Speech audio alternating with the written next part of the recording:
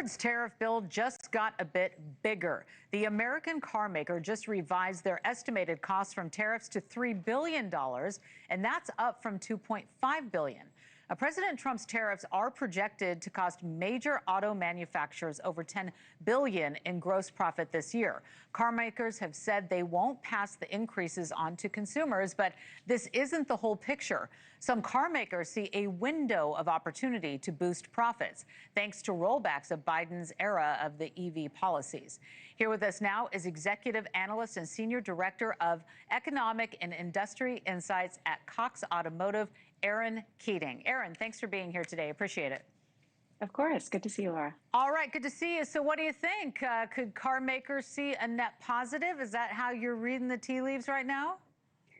Net positive might be a little aggressive, seeing that the tariff impacts are going to actually be relatively heavy still for the automotive industry. But your point about the fact that the EV restrictions are being rolled back, that the regulation around the fees and fines and EV credits that manufacturers were going to have to buy now sort of frees up and provides, as Jim Farley said with Ford, a tailwind to the financial situation for the automakers.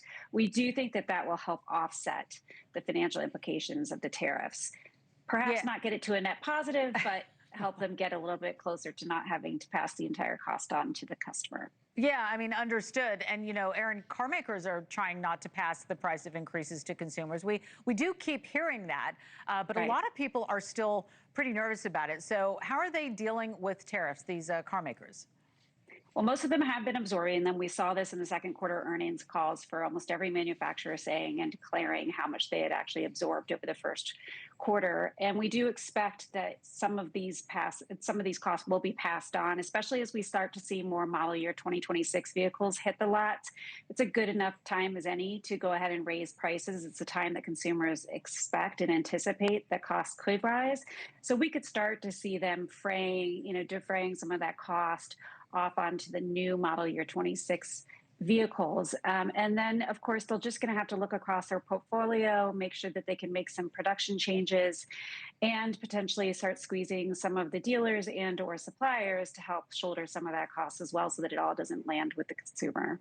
And you know what we found so interesting as we're going over some of these numbers? Around 50% of the vehicles sold in the U.S. in the past year were assembled outside of the U.S. Big automakers, General Motors, Ford, all projecting nearly $10 billion in tariff costs this year. So I'm just curious, with your expertise, how long until companies have no choice but to raise prices? Yeah, I mean, that's the biggest question that everyone's had. And of course, a lot of people, even us included, when we first heard about these tariffs, we anticipated to see that price showing up sooner than it has now. And again, part of this, I think, has to go back to that uncertainty with automakers not necessarily knowing how this was going to net out. Now, we have gotten a lot of, certainty, at least as of for now, around South Korea, around Japan, the European Union, but we still don't have clarity on what's going to happen with Mexico or Canada. And especially for our domestic manufacturers, those two deals really will play into the cost for automakers that are producing in the U.S., but bringing, product and parts and assembly across the North American borders. Okay. Also, while tariffs have impacted the industry, we're also noting that the administration has rolled back on several electric vehicle mandates passed by the Biden administration. We were just talking about that. How have automakers reacted to that part of the story?